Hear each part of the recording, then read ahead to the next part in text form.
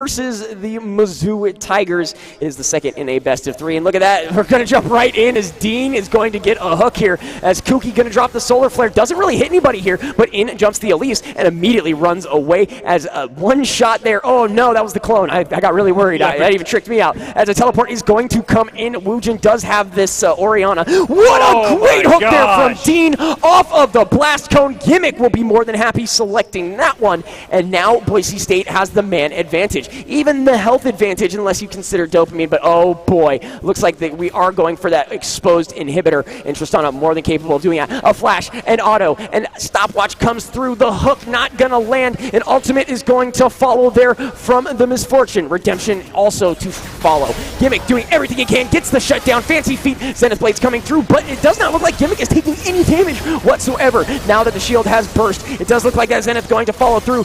Nautilus falls, the Thresh falls, and following suit is the ADC. What looks like Boise State's fight falls to pieces there by no fault of their own, but it does look like the Leona did fall due to some burn damage, so it is a 3 for 3 in the overall.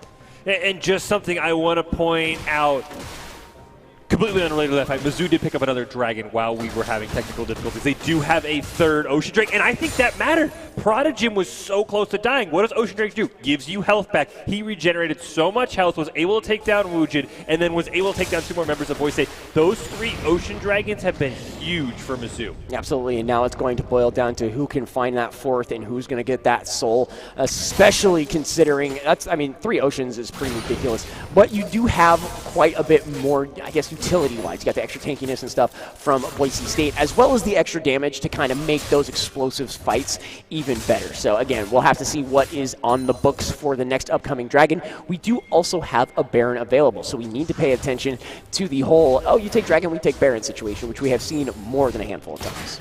There is one problem with the fact that Boise State has all this focus on tanky utility stats, is that in that previous fight, they didn't have the damage to come through. Gimmick was forced to fight a tank in his face and wasn't able to get to Prodigy.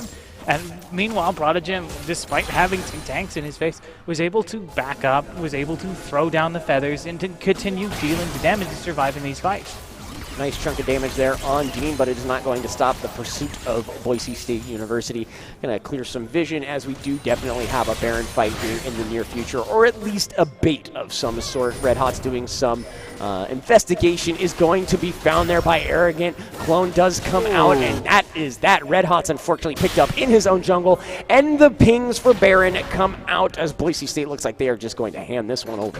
Yeah, unfortunately there. I was going to say I thought Boise State was in a great spot because the Gargoyle Storm play had been either Fat Finger or Panic used there by Kuki, but it did not matter. Baron goes over to the side of Mizzou, and something else to keep in mind is Arrogant spent a lot of time just pushing while team fights were going on. He got that bottom inhibitor, and Woojin had to spend that entire time with no teleport up trying to clear out those super minions. So Arrogant made a fantastic play, but now we're going to see D trying to turn this around. They're going to jump onto Kuki. Solar Flare is going to get one, and there goes. Can't get dopamine. Prodigy is unstoppable. The hook is going to come out. Lots of damage, though, from Gimmick, but unfortunately, Woojin, being the tank, is the brunt of all of that damage, and Boise State has to disengage.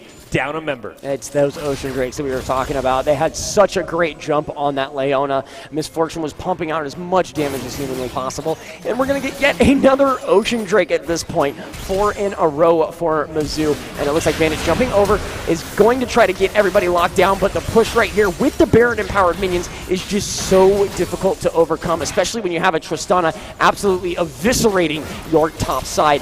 Gonna hook that cannon minion there. A Flay not gonna do much. In jumps Red Hots. He is locked down. Woojin is gonna find one, but the burn from Prodigy is going to be enough. And Boise State picked apart piece by piece. That's going to be a middle tower, more than likely a middle inhibitor, and could very well be the game here, as they have so many individuals still left on the Rift. Lockdown is Can't Get Dopamine. One of the longest Zenith Blades I have ever seen in my entire life, thanks to the flash.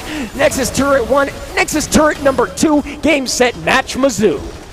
Boise State, it felt like they were so close. They had so many great fights, but Mizzou just had that power. And a great job by Arrogant, at times leaving his team to die, but once he got that bottom inhibitor, it really forced a member of Boise State to stay down there, and Boise State didn't have a great wave clearing team, so there wasn't a member who could just deal with those super minions, and we saw Mizzou capitalizing on that because then Arrogant could be in team fights when someone else had to deal with his mess. So that was a great job by Mizzou. At times I was like, what are you doing, Arrogant? Why are you leaving your team to die? I thought that was a fantastic overall game by Mizzou, but Boise State was in it almost till the very end. I mean, yeah, they got the early Dragons. I mean, you can't be too upset about that. It's the subsequent forward that followed, as well as the rest of the objectives. I feel like that was just the big piece here, is that as far as like the massive objectives, and I'm not talking towers, I'm talking Dragons and Barons specifically, were just always in Mizzou's hand. Yeah, Boise State got 2 of them, but it didn't even help them in the overall. Not their fault. They did what they could with what they had. It's just Mizzou was a little bit better today. I did think that Boise State had some good ideas and some great concepts behind their composition. They were definitely pick-oriented, and if they had managed to get the right picks, they would have been in a much different game. But unfortunately, so many times we saw Nautilus hooks land onto someone like Leona instead of Tristana, and then that carry like Zaya or Tristana or Oriana, those 3 squishy backliners, just are capable of pumping out so much damage over time, and if you use all of your abilities locking down the wrong target or on a target who's just going to rocket jump or feather storm away, right, it's just unfortunate. And that's one of those things I didn't catch in the early part of the draft was the disengage from both of those ADCs. You know, the Zaya ultimate, the rocket jump from Tristana. There was just a lot that Mizzou could do in the overall of the map, and we saw that with the overall objectives. And I do think, and I don't know what Mizzou's game plan was going in, but when we saw that Tristana pick, we all thought Tristana mid. That was a great job by Mizzou of faking that. That's the problem sometimes with flex picks is I think we assumed it was a Tristana mid. You could say, well, okay, how do we counter that Tristana mid? And then he goes top lane and just can do really whatever he wants because Nautilus and Tristana is such a hard matchup. But Woojin had to pick first, thinking maybe the mid laner was already picked because when would you ever see Tristana top? And we even had questions in chat. Tristana can go top lane now? So that was a great flex pick by Mizzou to sort of fool at least us 3 into thinking that's a Tristana mid and then trying to build a team around that as opposed to a Tristana top. Absolutely. And again, not that I'm surprised that I saw it, not that I'm surprised the 2 ADCs were able to do their jobs. Such a huge discrepancy in the CS alone. You see the team there just looking over some stuff, touching base, touching notes, and trying to figure out how they can improve. And definitely this team improves season after season. Very excited to see what we have next as far as the season is concerned. And I see good things. I like what I saw. I just didn't get the result that I wanted, if that makes any sense.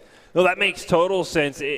Boise State played so much better in that second game. That second game was so much closer. It did feel like a switch just flipped when it got to the 3rd dragon for Bandit. He was all over all of those dragons after conceding those. So great jungle play there by Bandit. I think Boise State did have a great job. Glovely, your thoughts on this series?